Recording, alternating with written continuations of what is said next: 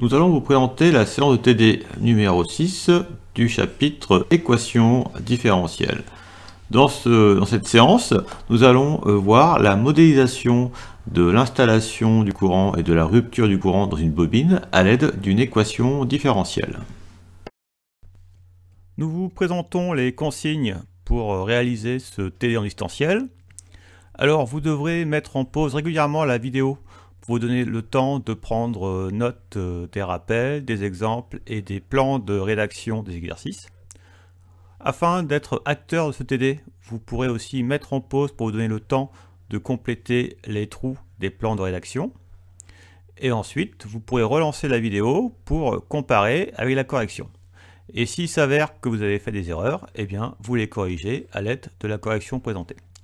Et à la fin de la vidéo, vous devez disposer du TD rédigé sur papier, ce qui fait qu'ensuite, si vous voulez revoir ce TD, eh bien, vous pourrez consulter vos notes papier.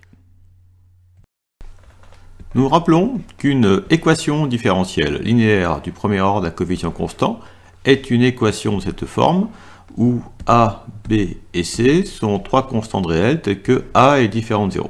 Nous pouvons appeler E cette équation différentielle. Alors, un réflexe naturel est de chercher à réduire cette équation, c'est-à-dire à faire en sorte que le facteur de y' soit égal à 1. Pour ça, nous multiplions l'équation par 1 sur A. Nous obtenons alors y' plus b sur a y est égal à c sur a. Nous appelons alpha le facteur b sur a et bêta le facteur c sur a. Il faut donc voir que alpha et bêta sont donc des constantes réelles puisque b, a et c sont des constantes réelles. Nous pouvons donc écrire notre équation différentielle E sous la forme y' plus alpha y est égal à bêta, qui est donc l'équation réduite de l'équation différentielle grand E. Et si alpha est différent de 0, alors les solutions de l'équation différentielle grand E sont les fonctions de la forme y est égal à lambda exponentielle moins alpha t plus bêta sur alpha avec lambda qui est une constante réelle. En exercice, nous proposons de résoudre cette équation différentielle sur i égale grand R, c'est-à-dire que la variable t des fonctions solutions décrira l'intervalle i égale grand R. Nous commençons par remarquer que cette équation différentielle grand E est une équation différentielle linéaire du premier ordre à coefficient constant. Nous allons dans un premier temps réduire cette équation différentielle en la multipliant par a cinquième de façon à ce que le facteur de y' soit égal à 1. Nous pourrons alors lire les paramètres alpha et bêta, alpha étant le facteur de y et bêta étant le second membre de l'équation réduite. Et nous pourrons alors appliquer la formule qui nous dit que les solutions sont les fonctions de la forme y est égale à lambda exponentielle moins alpha t plus bêta sur alpha. Vous pouvez vous donner le temps de mettre la vidéo en pause pour compléter les plans, puis la relancer pour avoir ma rédaction. En multipliant cette équation par 1 cinquième, nous obtenons l'équation réduite y' plus 3 cinquièmes y est égal à 2 cinquièmes. Ainsi, nous lisons que alpha est égal à 3 cinquièmes, qui est bien différent de 0, et que bêta est égal à 2 cinquièmes. Nous savons alors que les solutions de l'équation différentielle grand E sont les fonctions de la forme y est égal à lambda exponentielle moins alpha t plus bêta sur alpha. Nous remplaçons alpha donc par 3 cinquièmes, donc moins alpha nous donne moins 3 cinquièmes fois t. Et ensuite, nous calculons bêta sur alpha, donc bêta c'est 2 cinquièmes divisé par 3 cinquièmes, ça nous fait donc 2 cinquièmes fois 5 tiers, c'est-à-dire 2 tiers. Nous trouvons donc que y de t est égal à lambda exponentielle moins 3 cinquièmes t plus 2 tiers, où lambda est une constante réelle. Nous allons appliquer les équations différentielles en électricité, afin d'étudier l'installation et la rupture du courant dans la bobine. Nous commençons par rappeler ce que c'est que la bobine. La bobine est un composant électrique que nous représentons ainsi à l'aide d'une spirale. Elle est définie par, elle est caractérisée par son inductance grand L, et grand L, l'inductance de la bobine est mesurée en Henry. Si nous indiquons ici le sens du courant I qui va traverser la bobine, et UAB la tension aux bornes de la bobine, alors nous avons l'égalité que UAB est égal à grand L fois la dérivée de I par rapport au temps, qu'on peut noter aussi grand L fois I' de t.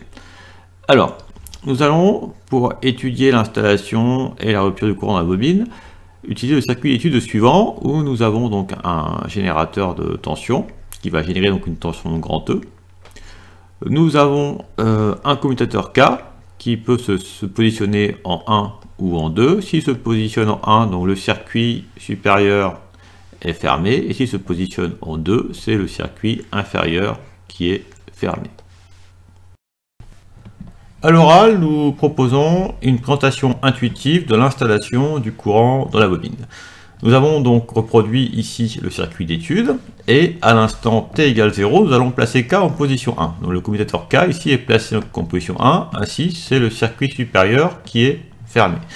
Et donc le générateur de tension va donc induire un courant I dans ce circuit fermé. Alors ce qui va se passer au départ, c'est qu'à l'instant t égale 0, l'intensité sera nulle et la bobine va avoir au départ tendance à s'opposer à l'installation du courant. C'est-à-dire que les électrons veulent réaliser ce parcours, mais ce qu'on peut imaginer, c'est qu'ils sont à vélo, et lorsqu'ils arrivent ici, ils doivent traverser des montagnes russes.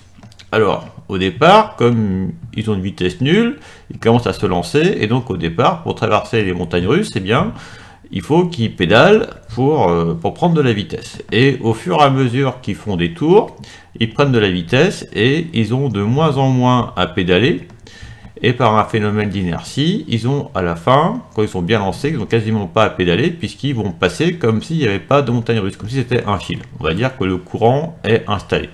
Donc voilà, en gros, l'idée, c'est que au départ, la bobine s'oppose à l'installation du courant. Les électrons ont du mal à traverser la bobine, mais au fur et à mesure, ça va être de plus en plus facile. Et à la fin, la bobine ne posera plus aucune résistance au passage des électrons. C'est-à-dire que la bobine se comportera comme un fil, et on dira à ce moment-là que le courant est installé. Donc, lorsque le courant est installé, la bobine se comporte comme un fil. À l'oral, nous allons vous présenter une approche intuitive de la rupture du courant dans la bobine. Nous considérons qu'au départ, nous sommes en situation où K étant 1, c'est-à-dire que le circuit supérieur est fermé et que nous sommes arrivés au moment où le courant est installé, c'est-à-dire que la bobine ne présente plus aucune opposition au courant. Donc la bobine se comporte alors comme un fil. On peut considérer que les électrons ont beaucoup pédalé, et maintenant ils ont atteint la vitesse de croisière et ils n'ont plus à faire d'efforts pour traverser la bobine. Et tout d'un coup, une fois que ce courant est installé, on bascule immédiatement le commutateur K de la position 1 à la position 2. C'est-à-dire que ce circuit inférieur qui est alors fermé, et le générateur de tension n'est donc plus relié à ce circuit. Alors, ce qu'il faut voir, c'est que tout se passe comme si en fait, on disait aux électrons, eh bien maintenant, arrêtez de pédaler. Vous arrêtez de pédaler, donc qu'est-ce qui va se passer? Les électrons avaient pris de la vitesse, ils arrivaient à passer la bobine sans faire d'effort, et si on leur demande donc d'arrêter de pédaler, alors les électrons, ils continuent à avancer sur leur lancée, et lorsqu'ils se retrouvent à repasser la bobine, eh bien, ils vont perdre de la vitesse, et ainsi de suite, jusqu'à ce qu'ils aient plus suffisamment de vitesse pour passer la bobine, et à ce moment-là, le courant s'arrête. Donc, c'est ce qu'on peut dire ici, c'est que lorsque le courant est installé, on bascule dans le commutateur K en position 2, et par inertie, la bobine génère un courant sur une durée finie. Au point numéro 1, nous allons étudier l'installation du courant dans la bobine. Alors, pour cela, on actionne le commutateur K en position 1, et c'est alors le circuit supérieur qui est fermé. Nous n'avons représenté que le circuit supérieur pour faciliter la lecture du circuit électrique. Alors, nous savons que à l'instant t égale 0, l'intensité est nulle. I de 0 égale 0, effectivement, le courant ne s'installe pas immédiatement puisque la bobine s'oppose à l'installation du courant. Et pour t supérieur à 0, nous allons écrire que la tension UR plus la tension UAB est égale alors à la tension entre ces deux points. Et la tension entre ces deux points, c'est aussi la tension entre ces deux points, c'est-à-dire la tension au bord du générateur, qui est E. Ainsi, nous aurons UR plus UAB qui sera égal à E. Ensuite, nous savons que UAB, la tension au bord de la bobine, est égale à L fois DI sur DT, où I est le courant qui vient traverser la bobine. Et vous connaissez la formule qui donne la tension au bord d'une résistance R traversée par un courant I. Ainsi, nous pourrons réécrire cette égalité en faisant apparaître, au lieu de tension, faire apparaître l'intensité I, et nous ferons apparaître ainsi une équation différentielle en la fonction I. Vous pouvez mettre la vidéo en pause, prenez le temps de compléter les blancs, puis la relancer pour avoir ma correction. Nous savons que UR plus UAB, c'est-à-dire que la tension UR plus tension UAB, nous donne la tension entre ces deux points, c'est-à-dire la tension aux bornes du générateur. Cette tension vaut E. Ainsi, UR plus UAB est égal à E. Nous savons que UAB est égal à LDI sur dt. Et nous savons que UR, qui est la tension aux bornes de la résistance R traversée par un courant I, est UR égale RI. Nous pouvons alors remplacer dans cette égalité UR par RI, ce que nous écrivons ici, et nous pouvons remplacer UAB par LDI sur dt. Nous obtenons ainsi une équation différentielle en I, et nous pouvons écrire ce terme en première position, de sorte à faire apparaître l'équation différentielle sous cette forme. Nous avons établi que le courant I vérifie cette équation différentielle. En un premier temps, nous pouvons chercher à réduire l'équation différentielle en la multipliant par 1 sur L. Nous obtiendrons ainsi une équation différentielle de cette forme et nous pourrons lire donc alpha le facteur de I et bêta le second membre. Nous pourrons remarquer que l'équation différentielle obtenue est une équation différentielle linéaire du premier ordre et à coefficient constant. Et nous savons résoudre ce genre d'équation, nous savons alors que I est une fonction de la forme lambda exponentielle moins alpha t plus bêta sur alpha, où lambda est une constante réelle. Nous remplacerons alpha par sa valeur, nous remplacerons bêta sur alpha par sa valeur, et nous aurons ainsi l'expression d'intensité I en fonction du temps. Mais il nous restera le paramètre lambda à déterminer, et pour cela nous utiliserons les conditions initiales. Nous savons qu'à l'instant t égale 0, l'intensité est nulle, I0 égale 0. Or, comme nous avons une expression en t de I de t, nous pouvons calculer aussi I0 en remplaçant t par 0 dans I de t, ce qui nous donnera donc une autre expression de I0, et nous pourrons alors interpréter la contrainte I0 égale 0 par une équation vérifiée par lambda et en déduire lambda. Une fois que nous aurons lambda, nous aurons entièrement défini l'intensité I. Vous pouvez mettre cette vidéo en pause, prenez le temps de la compléter, puis la relancer pour avoir ma rédaction. En multipliant cette équation différentielle par 1 sur L, nous obtenons cette équation différentielle où alpha, le facteur de I, est R sur L, et bêta, le second membre, est égal à E sur L. Et alpha et bêta sont deux constantes, ainsi nous pouvons dire que cette équation différentielle est une équation différentielle linéaire du premier ordre à coefficient constant. Nous savons la résoudre et nous savons alors que les solutions I sont des fonctions de la forme I de t, égale lambda exponentielle moins alpha t plus bêta sur alpha. Nous remplaçons alpha par sa valeur qui est R sur L, nous obtenons donc ainsi lambda exponentielle moins R sur LT, et si nous calculons bêta sur alpha, donc bêta c'est donc E sur L, et si je divise par alpha, je multiplie par son inverse, et l'inverse de R sur L c'est L sur R. Ainsi je calcule E sur L fois L sur R, ce qui me donne E sur R, car les L vont se simplifier. Ainsi bêta sur alpha est égal à E sur R. J'ai obtenu donc l'expression de mon intensité, mais il me reste encore à déterminer le paramètre lambda. Donc pour cela, j'utilise les conditions initiales. Je sais qu'à l'instant t égale 0, I0 égale 0, et je calcule ensuite I de 0 en remplaçant t par 0. Donc à l'exposant de l'exponentielle, j'obtiens moins R sur L fois 0, ce qui me donne 0. J'obtiens ainsi lambda exponentielle 0. Et je écris donc le bêta sur alpha qui vaut E sur R. Ensuite, je sais que l'exponentielle 0 est égal à 1, donc j'obtiens que I0 est égal à lambda plus E sur R. Ainsi, dire que I0 est égal à 0, c'est équivalent à dire que lambda plus E sur R est égal à 0, ce qui me donne lambda est égal à moins grand E sur R. Nous avons établi que l'expression de I de t de la forme lambda exponentielle moins grand R sur grand LT plus grand E sur grand R, et nous avons établi aussi que lambda est égal à moins grand E sur grand R. Nous pouvons donc donner l'expression de I de t en fonction du temps en remplaçant lambda par moins grand E sur grand R. Nous verrons alors que nous pouvons factoriser cette expression par grand E sur grand R, ce que nous ferons.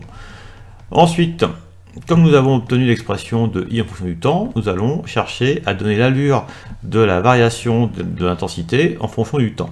Alors pour cela, nous calculerons I à l'instant 0, et nous donnerons la limite en plus l'infini de I de t.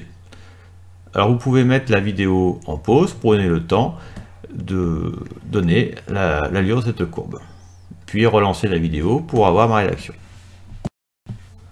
Nous savons que I0 est égal à 0. Nous pouvons aussi le vérifier en remplaçant t par 0 dans l'expression de I de t. Effectivement, ça donnera exponentielle 0 qui vaut 1 et 1 moins 1 donne 0.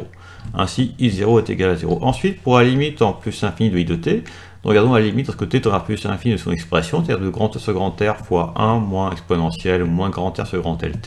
Et nous savons que l'exponent de l'exponentielle va tendre vers moins l'infini lorsque t tend vers plus infini, parce que grand R et grand L sont des grandeurs positives. Et nous savons que la limite exponentielle en moins l'infini est 0. Donc ainsi, en passant à la limite, nous obtenons grand T sur grand R fois 1 moins 0, c'est-à-dire grand T sur grand R fois 1, soit grand T sur grand R. Donc lorsque t tend vers plus infini, l'intensité tend vers grand T sur grand R. Donc nous savons qu'à l'instant t égale 0, l'intensité est nulle, et que lorsque t tend vers plus infini, l'intensité va se rapprocher de la valeur grand T sur R. Nous allons voir apparaître ici donc une asymptote. Ainsi, nous allons voir apparaître naturellement cette courbe qui va être croissante et qui va aller chercher asymptotiquement grand T sur grand R.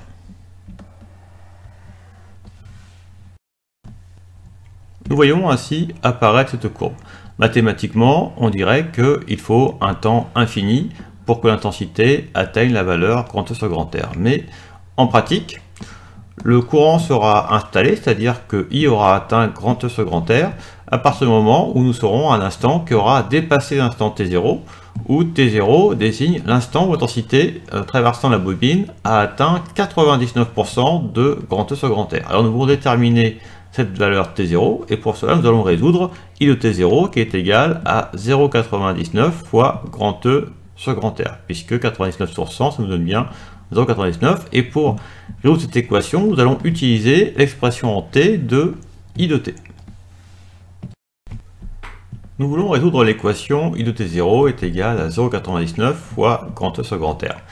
Donc pour le faire, nous allons remplacer I de T0 par l'expression obtenue en remplaçant T par T0 dans l'expression de I de T. Nous verrons ainsi apparaître une expression en T0 et nous allons chercher à isoler T0 de façon à avoir son expression. Et ensuite, dans l'expression obtenue, nous verrons apparaître un facteur ln de 0,01 que nous pourrons approximer par moins 5. Nous obtiendrons ainsi une approximation de T0 sous la forme de grand L sur grand R fois un facteur réel très simple. Et nous pourrons dire alors que pour t plus grand que le T0 obtenu, I de t est égal à la valeur lorsque le courant est installé, c'est-à-dire grand T sur grand R. Et ensuite, nous allons nous intéresser à l'évolution de la tension au bord de la bobine, c'est-à-dire la tension UAB. Et pour cela, nous allons calculer l'expression de UAB en fonction du temps. Et nous savons que UAB est obtenu en calculant L fois la dérivée de l'intensité par rapport au temps, c'est L fois I' de t.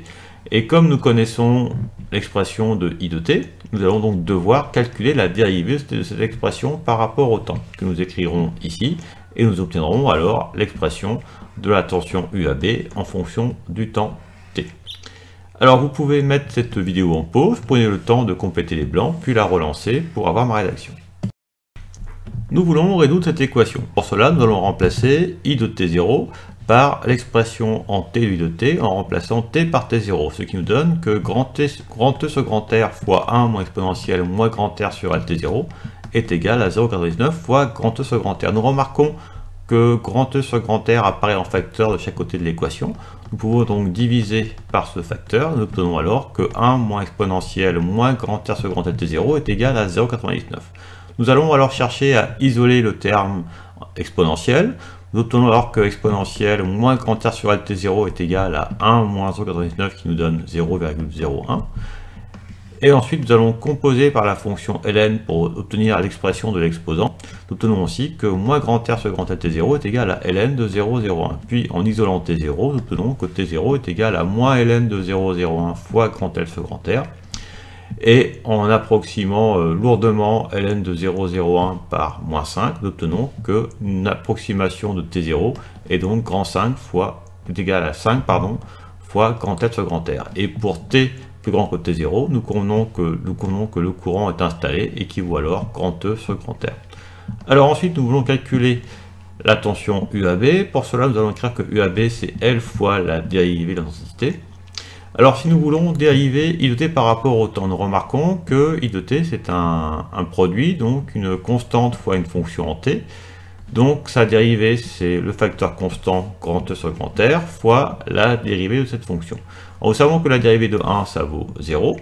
Ensuite, nous devons dériver une exponentielle, on va dire exponentielle AT. Nous savons que la dérivée exponentielle AT, c'est A fois exponentielle AT, où A est ici égal à moins grand R sur L. Donc, ça va nous donner moins, donc le facteur du T, moins grand R sur grand L, fois exponentielle, moins grand R sur L.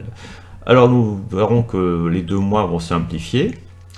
Nous avons R qui apparaît au dénominateur, au numérateur, donc cela va simplifier. Et nous avons aussi que grand L apparaît au numérateur et au dénominateur, ça va simplifier. Donc il va nous rester grand E fois exponentielle moins grand R sur LT. Nous avons ainsi obtenu l'expression de la tension UAB en fonction du temps. Nous avons établi l'expression de la tension UAB en fonction du temps. Nous allons maintenant chercher à donner l'allure de la variation de UAB en fonction du temps. Alors pour cela, nous calculerons UAB à l'instant t égale 0 en remplaçant t par 0 dans son expression. Et nous déterminerons aussi la limite en plus infini de la tension UAB. Et avec ces deux informations, nous pourrons donner l'allure de la courbe de la tension UAB. Alors vous pouvez mettre cette vidéo en pause pour donner le temps de compléter les blancs, puis la relancer pour avoir ma rédaction. Pour calculer UAB à l'instant t égale 0, nous remplaçons t par 0 dans l'expression de UAB à l'instant t.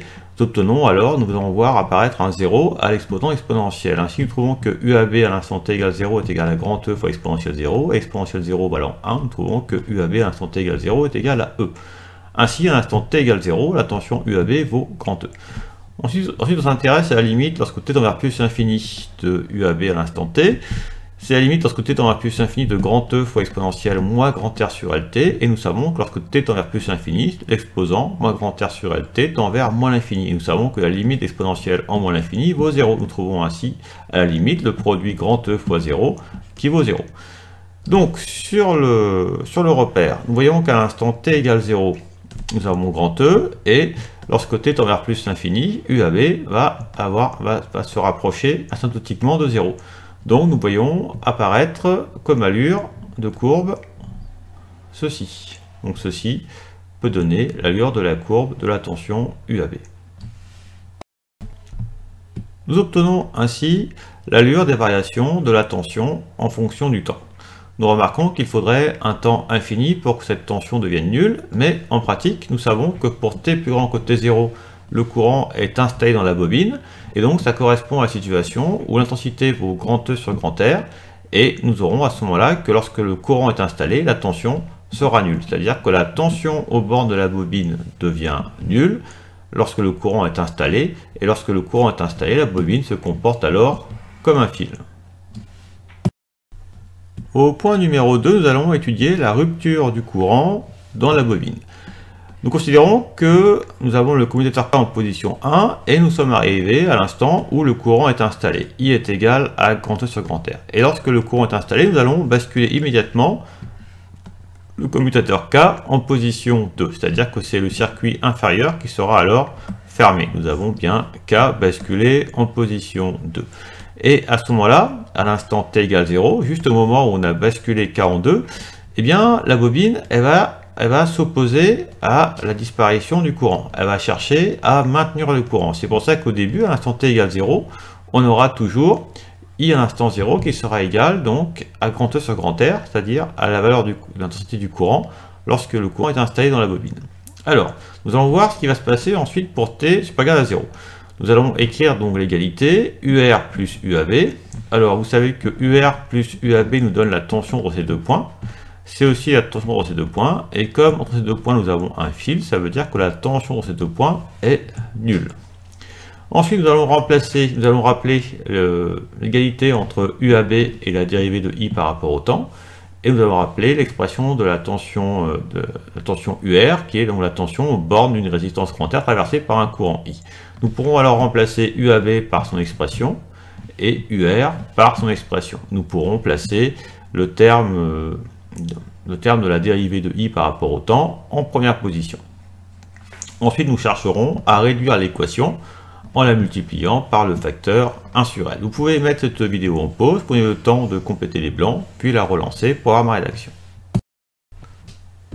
Pour t supérieur à 0, nous nous intéressons à UR plus UAB. Alors la tension UR plus la tension UAB nous donne la tension entre ces deux bornes, qui est aussi la tension entre ces deux bornes, et comme entre ces deux bornes il y a un filtre, c'est que la tension entre ces deux bornes est donc nulle. Ainsi UR plus UAB est égal à 0. Nous savons que la tension aux bornes d'une bobine traversée par un courant I est donnée par grand L fois DI sur dt, où grand L est l'inductance de la bobine, et nous savons que la tension UR aux bornes d'une résistance R traversée par un courant I est UR est égal à RI. Nous pouvons alors remplacer UR par RI, et UAB par LDI sur dt. Et nous pouvons aussi choisir d'écrire ce terme en première position. Nous obtenons ainsi l'équation différentielle L fois DI sur dt plus RI est égal à 0. Nous avons cherché à résoudre cette équation différentielle en la multipliant par 1 sur L. Nous obtenons alors l'équation DI sur dt plus R sur LI qui est égal à 0. Nous avons établi que l'intensité I vérifie cette équation différentielle qui est une équation différentielle linéaire du premier ordre à coefficient constant. Nous disons que alpha, le facteur du I, est égal à grand R sur L et que bêta, le second membre, est égal à 0. Nous savons alors que l'intensité I est une fonction de la forme I de t qui est égale à lambda exponentielle moins alpha t plus bêta sur alpha, où lambda est une constante réelle. Nous n'avons plus alors qu'à remplacer alpha par son expression et bêta sur alpha par sa valeur pour en déduire l'expression de I en fonction du temps, et il nous restera ensuite à déterminer la valeur du paramètre lambda. Alors pour déterminer lambda, nous allons utiliser les conditions initiales. Nous savons qu'à l'instant t égale 0, I de 0 est égal à grand T sur grand R, et comme nous connaîtrons aussi une expression de I de t en fonction du temps, nous pourrons calculer I de 0 en remplaçant t par 0 cette expression. Ainsi nous aurons une autre expression de I de 0, et nous pourrons dire alors que la condition initiale I de 0 égale grand T sur grand R est équivalent à dire que lambda est égal à une valeur, et nous pourrons alors en remplaçant lambda par cette valeur donner l'expression de I en fonction du temps. Vous pouvez mettre cette vidéo en pause, prenez le temps de compléter les blancs, puis la relancer pour avoir ma résolution. I étant solution de cette équation différentielle, nous savons que I de t est de la forme lambda exponentielle moins alpha t plus bêta sur alpha. Nous remplaçons alpha par grand R sur L, nous obtenons ainsi lambda exponentielle moins grand R sur LT. Et si nous calculons bêta sur alpha, nous savons que bêta est égal à 0, donc bêta sur alpha vaut 0. Nous obtenons ainsi que I de t est égal à lambda fois exponentielle moins grand R sur grand L fois t. Nous allons déterminer le paramètre lambda. Nous utilisons la condition initiale qui nous dit qu'à l'instant t égale 0, I de 0 est égal à grand T sur grand R. Mais comme nous savons que I de t est égal à lambda exponentielle moins grand R sur LT, en remplaçant t par 0, nous avons aussi que I de 0 est égal à lambda exponentielle 0, et exponentielle 0 vaut 1, ce qui nous fait I de 0 égale lambda. Donc dire que I de 0 est égal à grand T sur grand R, c'est équivalent à dire que lambda est égal à grand T sur grand R. Nous obtenons ainsi que I de t est égal à grand T sur grand R fois exponentielle moins grand R sur grand LT, en remplaçant donc lambda par grand T sur grand R. Nous avons ainsi déterminé l'expression intensité I en fonction du temps. Nous avons établi que I de t est égal à grand T sur grand R fois exponentielle moins grand R sur grand LT, et nous allons chercher à faire apparaître l'allure des variations de l'intensité I en fonction du temps. Pour cela, nous allons déterminer I de 0, que nous connaissons, et nous allons déterminer la limite en plus l'infini de I de t à l'aide de l'expression de I de t en fonction du temps. Et ces deux grandeurs nous permettront de donner l'allure des variations de I en fonction du temps. Vous pouvez mettre cette vidéo en pause pour vous donner le temps de compléter les blancs, puis la relancer pour avoir ma rédaction. Nous savons que I à l'instant t égale 0 est égal à grand T sur grand R. Nous pouvons le retrouver aussi en remplaçant t par 0 dans l'expression de I de t. Ça nous fait grand T sur grand R fois exponentielle 0. Nous savons qu'exponentielle 0 vaut 1, donc nous obtiendrons ainsi grand T sur grand R. Nous déterminons ensuite la limite en plus infini de I de t, c'est-à-dire la limite en plus infini de grand T sur grand R fois exponentielle moins grand R sur L fois t. Nous savons que l'exposant moins grand R sur L fois t tend vers moins l'infini lorsque t tend vers plus l'infini. Nous savons que la limite exponentielle en moins l'infini est égale à 0. Donc ainsi, à la limite, nous obtenons le produit grand T sur grand R fois 0 qui nous donne 0. Ce qui veut dire que lorsque t tend vers plus l'infini, l'intensité va tendre asymptotiquement vers 0. Nous voyons apparaître cette courbe qui nous donne donc l'allure des variations de I en fonction du temps. nous obtenons cette courbe et nous voyons que mathématiquement, il faudrait un temps infini pour que l'intensité devienne nulle. Mais en pratique, l'intensité sera nulle au bout d'une durée t0, où t0 désignera l'instant où l'intensité est à 1% de grand E sur grand R. Alors, nous voulons déterminer t0. Pour cela, nous allons résoudre I de t0 est égal donc à 0,01 fois grand E sur grand R, puisque 1% c'est 1% et 1 sur 100 c'est bien 0,01. Nous voulons déterminer l'instant t0 pour lequel l'intensité est égale à 0,01 fois grand E sur grand R. C'est-à-dire que nous devons résoudre cette équation. Pour cela, nous allons dans un premier temps remplacer I de t0 par l'expression en t de I de t, dans laquelle nous devrons remplacer t par t0. Nous obtiendrons ainsi une équation de cette forme. Nous chercherons donc à isoler l'exposant de l'exponentielle, et ensuite nous pourrons isoler t0, puis en donner une approximation. Et nous pourrons alors dire que pour t plus grand que t0, nous aurons l'intensité qui sera nulle. Et ensuite, nous chercherons à étudier l'évolution de la tension UAB à l'aide de la formule UAB est égal à L fois DI sur dt. Vous pouvez mettre cette vidéo en pause, prenez le temps de compléter les blancs, puis la relancer pour avoir ma rédaction. Nous savons que I de t est égal à grand E sur grand R fois exponentielle moins grand R sur LT. Donc en remplaçant t par t0, nous obtenons grand E sur grand R fois exponentielle moins grand R sur L t0, qui est donc égal à 0,01 fois grand E sur grand R. Nous remarquons que grand E sur grand R apparaît en facteur de chaque côté de l'équation. Nous pouvons donc diviser par grand E sur grand R cette équation, et obtenons alors que l'exponentielle moins grand R sur L t0 est égal à 0,01. Nous composons cette égalité par la fonction ln, ainsi nous obtenons que moins grand R sur L t0 est égal à ln de 0,01. Puis nous allons isoler t0. Nous obtenons ainsi que t0 est égal à moins ln de 0,01 fois grand L sur grand R, et nous avons vu au point numéro 1 que l'on pouvait approcher grossièrement moins ln de 0,01 par 5. Nous obtenons ainsi qu'une approximation de t0 est donnée par 5 fois grand L sur grand R. Ainsi, pour t plus grand que t0, nous avons que l'intensité I de t est égale à 0. Nous allons ensuite chercher à déterminer l'expression de UAB en fonction du temps. Nous savons que la tension UAB est égale à L fois la dérivée de I par rapport au temps. Nous pouvons aussi écrire que UAB à l'instant t est égal à L fois donc I' de t, où I' de t désigne la dérivée de I par rapport au temps, et nous connaissons I de t, nous connaissons l'expression de I en fonction du temps. Donc pour avoir UAB de t, il suffit de calculer L fois la dérivée de I de t par rapport au temps. Nous devons donc dériver cette expression par rapport au temps, et en faisant après ça des simplifications, nous trouverons donc l'expression de UAB en fonction du temps. Vous pouvez mettre cette vidéo en pause pour lui donner le temps de compléter les blancs, puis la relancer pour avoir ma rédaction. Nous voulons calculer la dérivée de I de t qui est égale à grand E sur grand R fois exponentielle moins grand R sur L t. Nous reconnaissons que ceci est un produit, et le produit d'un facteur constant grand E sur grand R fois une exponentielle. Donc la dérivée de ce produit va être le facteur constant fois la dérivée de l'exponentielle. Donc nous commençons par écrire le constant grand E sur R, et ensuite nous allons dériver l'exponentielle. Nous remarquons que cette exponentielle est de la forme exponentielle à t, avec a qui est égal à moins grand R sur L. Nous savons que la dérivée exponentielle à t est donnée par a exponentielle à t, c'est-à-dire que nous voyons le facteur de t apparaître en facteur d'exponentielle. Donc, lorsque nous voulons dériver exponentielle moins grand R sur L, considérer le facteur de t qui est moins grand R sur L, et nous allons l'écrire en facteur de l'exponentielle. Nous obtenons ainsi la dérivée de I de t. Alors nous remarquons que nous pouvons opérer des simplifications. Effectivement, grand R apparaît à la fois au dénominateur et au numérateur. Nous pouvons donc simplifier les R. Grand L apparaît à la fois au numérateur et au dénominateur. Nous pouvons donc simplifier les L.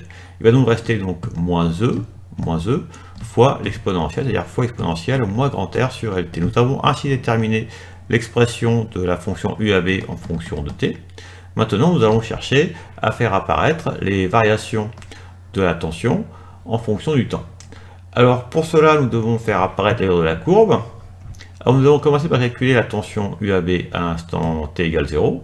Après ça, nous allons chercher à déterminer la limite en plus infini de la tension UAB. Nous pourrons, dans les deux cas, utiliser la tension UAB. Et après ça, nous ferons un commentaire qualitatif de situation. Vous pouvez mettre cette vidéo en pause, prenez le temps de compléter les blancs, puis la relancer pour avoir ma rédaction.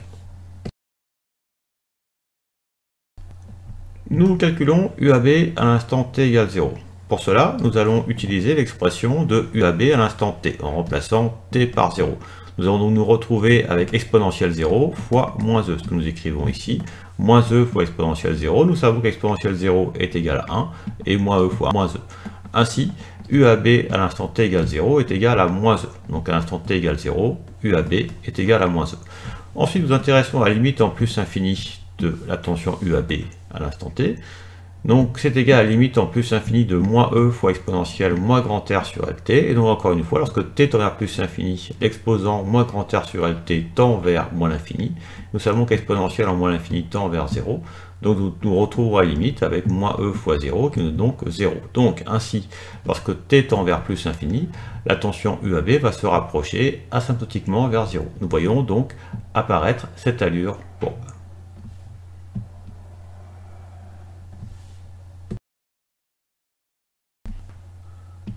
Nous avons ainsi l'allure de la courbe présentant les variations de la tension UAB en fonction du temps.